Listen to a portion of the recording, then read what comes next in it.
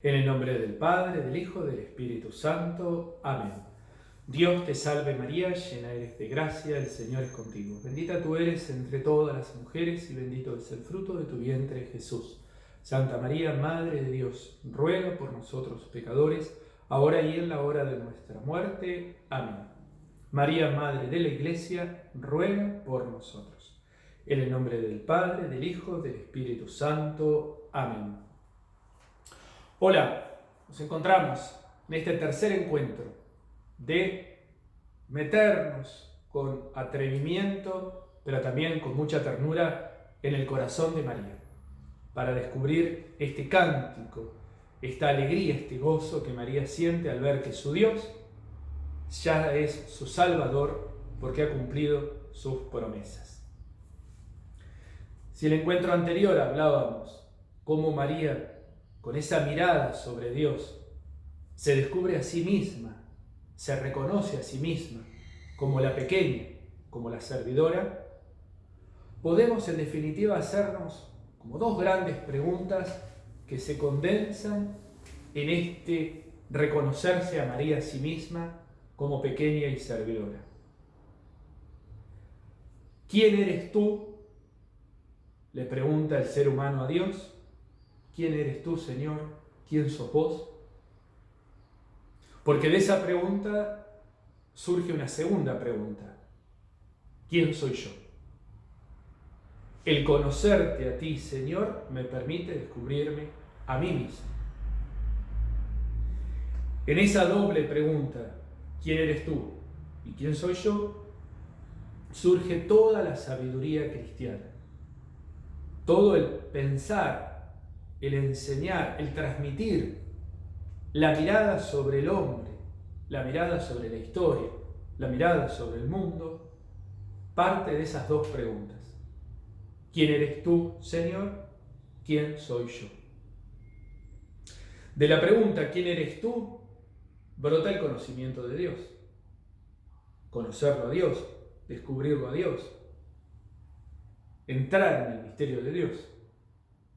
Y de la pregunta ¿quién soy yo?, surge el conocimiento de uno mismo, el descubrirse a uno mismo, el reconocerse a uno mismo, como María. San Agustín lo expresa claramente en una oración: que te conozca a ti y me conozca a mí. Que te conozca a ti y me conozca a mí. Ninguno de los dos conocimientos puede prescindir del otro. Van unidos. El conocer a Dios, el conocerse a uno mismo.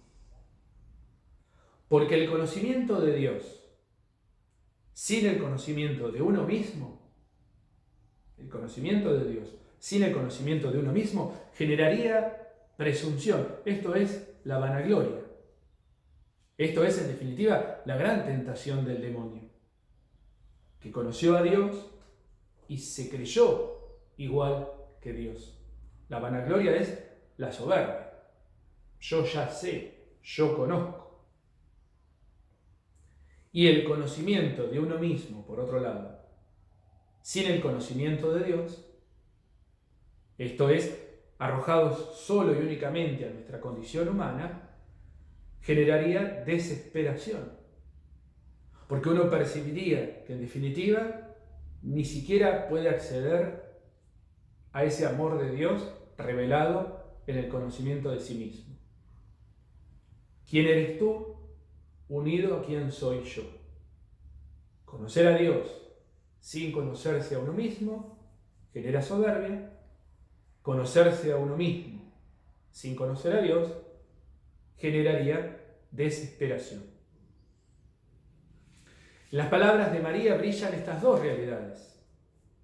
Brillan especialmente esta doble dimensión entre el conocimiento de Dios y el conocimiento de uno mismo. Pero antes vamos a meternos en la misma palabra de Dios. Salimos del Evangelio de Lucas y nos metemos en el Evangelio, en la carta de Pablo a los Romanos. Nos metemos en la palabra de Dios, pero no en los Evangelios. En la carta de Pablo a los Romanos, para poder descubrir y percibir esta doble realidad entre el conocimiento de Dios y el conocimiento de uno mismo. Romanos capítulo 1, de los versículos 18 en adelante. Romanos 1, versículos 18 y siguientes. Dice el apóstol: en efecto, la ira de Dios se revela desde el cielo contra la impiedad y la injusticia de los hombres, que por su injusticia retienen prisionera la verdad. Porque todo cuanto se puede conocer acerca de Dios está patente ante ellos. Dios mismo se lo dio a conocer, ya que sus atributos invisibles, su poder eterno y su divinidad, se hacen visibles a los ojos de la inteligencia sobre la creación del mundo, por medio de sus obras. Por lo tanto, aquellos que no tienen ninguna excusa, en efecto, habiendo conocido a Dios, no lo glorificaron ni le dieron gracias como corresponde. Por el contrario, se extraviaron en vanos razonamientos y su mente insensata quedó en la oscuridad.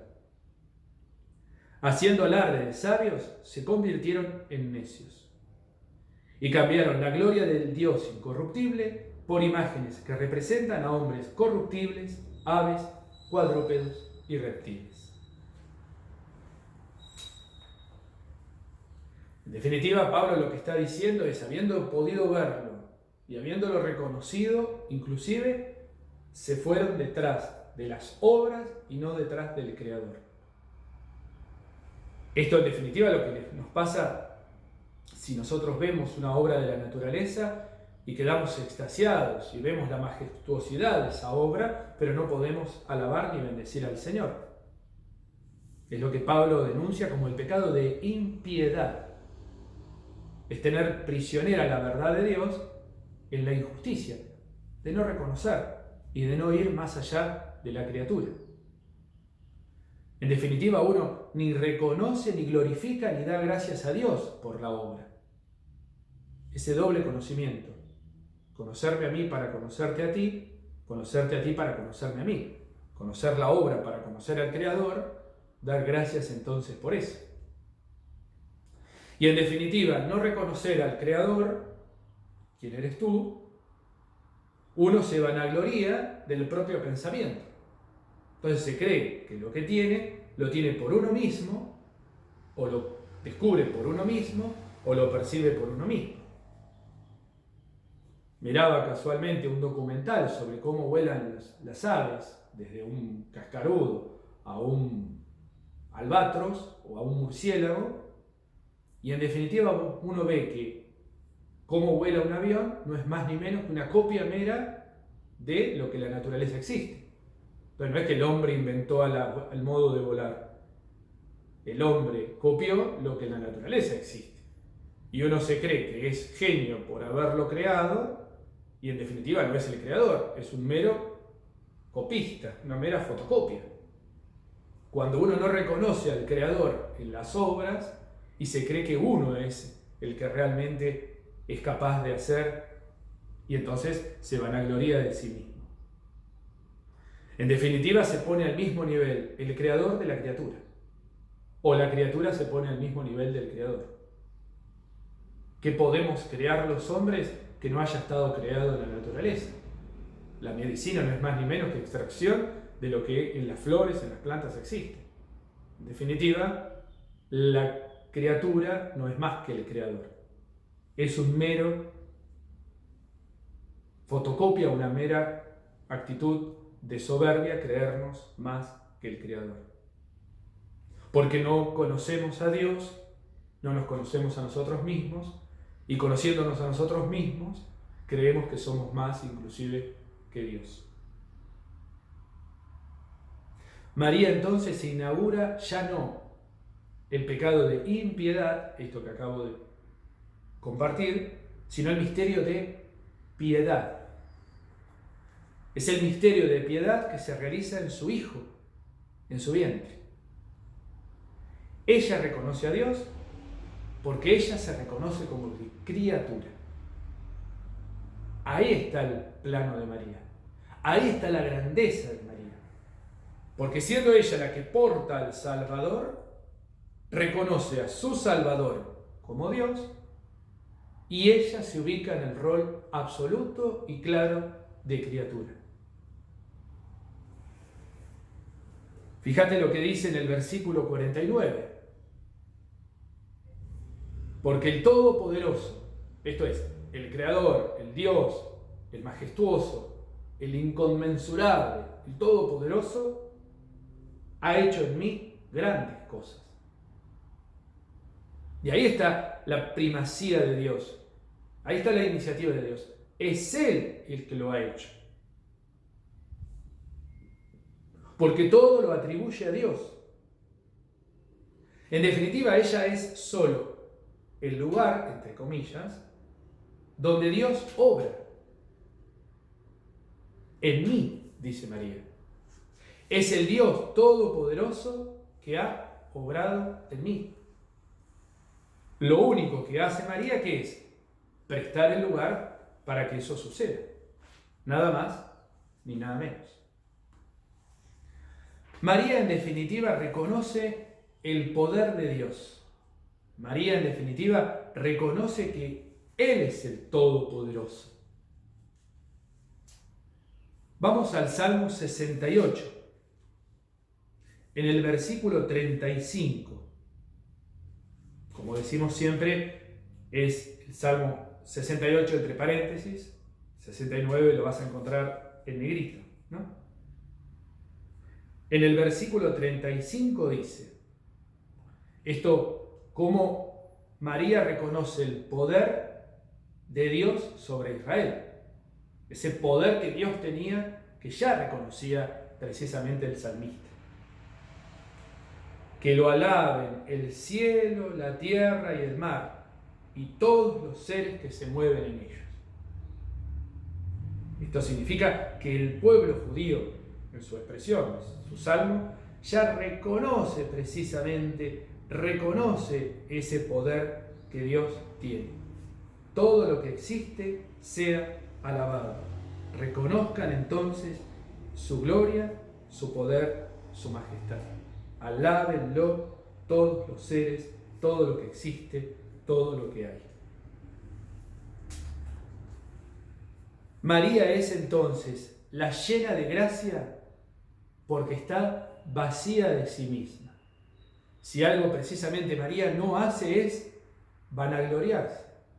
Si algo María tiene claro precisamente es que la obra la hace su Salvador, su Señor. María es la exaltación más pura de la gracia. Porque en definitiva, la gracia es el regalo de Dios que nos da para nosotros dejarnos hacer por su amor. Nuestra fe habla más de la gracia que del mérito. Y esto es clave en María. Nuestra fe se basa más en lo que Dios gratuitamente nos regala que el mérito que nosotros tenemos para recibirlo. Así es el amor de Dios. Así es la manera en la cual Dios se manifiesta en sus mismas obras. Dirá el salmista, Señor, que es el hombre para que te acuerdes de él. Lo hiciste inferior a los ángeles y sin embargo lo revestiste de gloria y majestad. ¿Qué es el hombre para convertirse precisamente en administrador de la obra creada, de la naturaleza? Somos meros administradores. Así lo dice la canción. La vida nos han prestado y tengo que devolverla cuando el Creador me llame para la entrega. Es un préstamo. Dios es el Creador. Nosotros somos meros administradores de lo que nos ha sido confiado. ¿Por qué? Por pura gracia de Dios. Sin mérito de nuestra parte. Por puro regalo. Y de hecho, si tenemos mérito, lo tenemos por haber respondido a esa gracia divina. Y María, al reconocer de parte de Dios en sí misma toda la verdad de Dios, ese conocerlo a Dios en sus obras, es donde se despierta en el corazón de María la alegría y el júbilo por lo que Dios ha obrado en ella. Mi alma canta la grandeza del Señor y mi espíritu se estremece de gozo en Dios, mi Salvador. ¿Por qué? Porque miró con bondad la pequeñez de su servidora. Servidora, criatura. No para humillarse, no para una falsa humildad, no para un poco valor. Todo lo contrario, para reconocer que en ella, esa humilde, pequeña servidora y criatura, Dios ha obrado con poder maravillas. Ha obrado con su gracia, desbordándose de sí mismo en amor hacia ella. Mi espíritu se alegra, se estremece de gozo. En el versículo 47. Que María te ayude a vos y a mí a vivir en esa condición de criaturas, para que siendo criaturas en las manos del Creador, Dios obre maravillas por pura gratuidad y vos y yo podamos cantar llenos de alegría y de júbilo por las maravillas que obra en nosotros, sus criaturas. Que Dios te bendiga.